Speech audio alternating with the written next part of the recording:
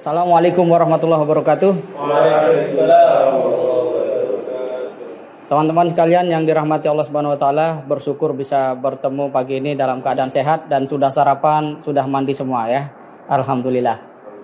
Dan bisa tersenyum, bisa mendengarkan Al-Qur'an.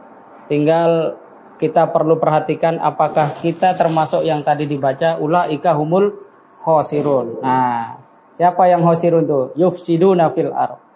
Dia tidak hanya merusak bumi dalam pengertian eksploitasi tambang, tetapi juga salah menggunakan waktu. Itu juga bagian daripada yufsiduna fil ardh ya, merusak atau berbuat kerusakan di muka bumi. Tidak tuntas tanggung jawab, tidak selesai tugas, itu juga yufsiduna fil ardh. Apa? Berbuat kerusakan di muka bumi. Dan itu jelas-jelas kerusakan bagi diri sendiri. Seperti itu cara kita untuk mendekati Al-Quran sehingga kita bisa menjadi insan yang lebih produktif, ya, tidak keliru. Tadi ada yang berkomentar di WA, pagi-pagi matanya layu gitu ya, seperti pecandu, dan kemudian berteriak perubahan padahal setiap pagi diliputi kemalasan. Nah, ini yang barangkali harus juga menjadi sebuah kesadaran kita sebagai anak muda agar tidak terjebak. Nah, pada kesempatan ini kita akan membahas tentang bagaimana jurnalistik dalam filantropi. Kalau Bang Kevin itu udah dapat materi kemarin bahwa tulisan berita itu akan sangat memungkinkan orang menjadi lebih percaya kepada lembaga filantropi seperti yang kita perjuangkan, yaitu di BMH ini. Ketika orang percaya, maka dia akan donasi lagi. Dan yang menarik, satu berita itu tidak akan terwujud tanpa ada yang namanya penyaluran. Tidak ada implementasi. Lebih-lebih hari ini orang tidak lagi melihat hanya pada aspek implementasi, ya, yang di sana ada narasi dan foto, tetapi juga ingin tahu apa dampak dari program yang dicanangkan. Dalam kata yang lain, jurnalistik filantropi ini memastikan publik untuk dapat pertama memantau bagaimana good governance, pengelolaan di dalam lembaga filantropi ketika dia mengajak masyarakat untuk terlibat dalam donasi, pada saat yang sama mereka menunggu bukti. Pemberitaan adalah bagian bukti yang paling awal yang harus kita sajikan. Yang kedua, publik juga bisa melihat tentang bagaimana dampak itu tumbuh. Jadi pertama memantau, kedua dia bisa melihat progresivitas pergerakan implementasi dana zakat, infak, dan sedekah secara lebih akurat, ya, lebih kredibel dari apa yang disampaikan oleh lembaga itu sendiri melalui produk jurnalistik.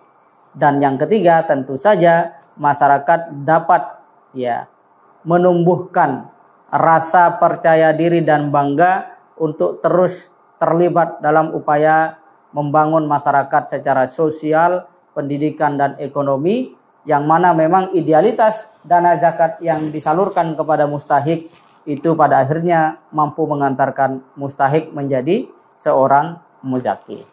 Nah, sekarang bagaimana cara kita untuk bisa melakukan proses melahirkan atau membuat produk jurnalistik?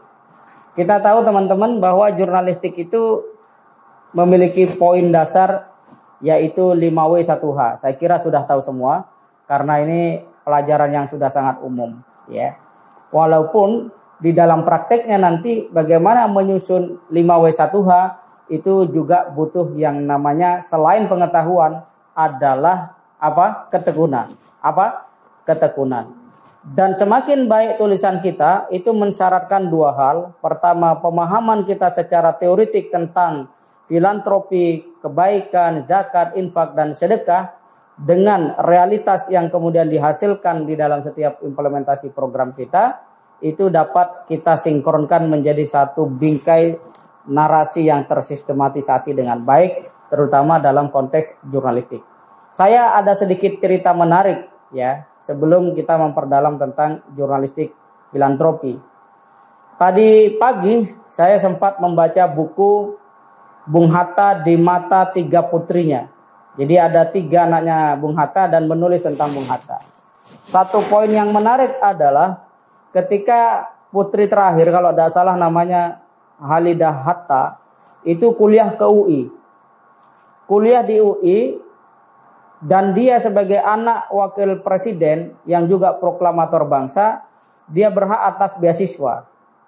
Sehingga dia tidak perlu membayar SPP di UI ketika itu. Tetapi Bung Hatta tetap memberikan uang kepada putrinya itu, Halidah Hatta ini, untuk dibayarkan SPP di UI itu. Kemudian kakaknya Mutia yang pertama kalau nggak salah, itu menjelaskan ada dialog menarik. Ketika putrinya ini baru tahu bahwa dirinya dapat beasiswa atas hak Bung Hatta sebagai wakil presiden dan pahlawan bangsa, dia baru tahu, dan sementara selama ini sampai dia semester berapa itu dia tetap bayar ke loket kampus.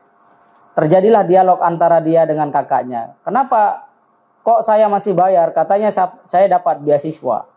Oh iya, kata kakaknya. Ayah tetap membayar SPP kamu supaya beasiswa itu bisa dialihkan kepada anak bangsa yang lainnya. Sehingga dengan ayah tetap membayar SPP-mu walaupun kamu dapat beasiswa, maka dana beasiswa itu bisa dialihkan kepada anak Indonesia yang lain yang dia juga ingin bisa menjadi sarjana di UI tapi terkendala biaya. Dan teman-teman, SPP itu ternyata bisa digunakan untuk 2 orang mahasiswa UI.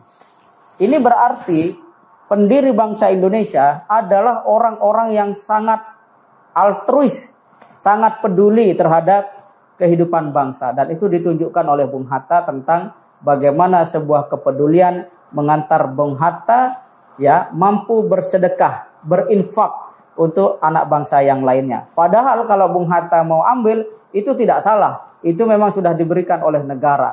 Tetapi kebesaran hati, kebesaran jiwa membuat Bung Hatta ya istilahnya tetap mendahulukan kepentingan bangsa dan negara. Nah, ini adalah bagian dari pentingnya seorang amil tekun membaca. Karena kalau tidak membaca, kalian tidak akan punya energi. Seperti motor kehabisan bensin, atau seperti motor listrik gak dicas, maka kalian tidak akan bisa berjalan. Masalahnya adalah ketika kita tidak membaca, yang tidak bisa berjalan itu reasoning kita, penalaran kita, otak kita, pikiran kita. Dan itu tidak ada notifikasinya. Berbeda kalau kita lapar, itu notifikasinya jelas. Ya, itulah kenapa seekor kucing pun tidak perlu diberitahu kapan jadwal teman-teman makan. Dia pasti akan datang. Baik pagi, siang maupun sore, betul ya? Atau malam. Sedangkan kalau otak kita yang kosong, jika kita tidak menyadarinya, maka wassalam. Nah, seorang amil yang ingin bisa menulis, bisa menghasilkan produk jurnalistik, dia harus tekun membaca.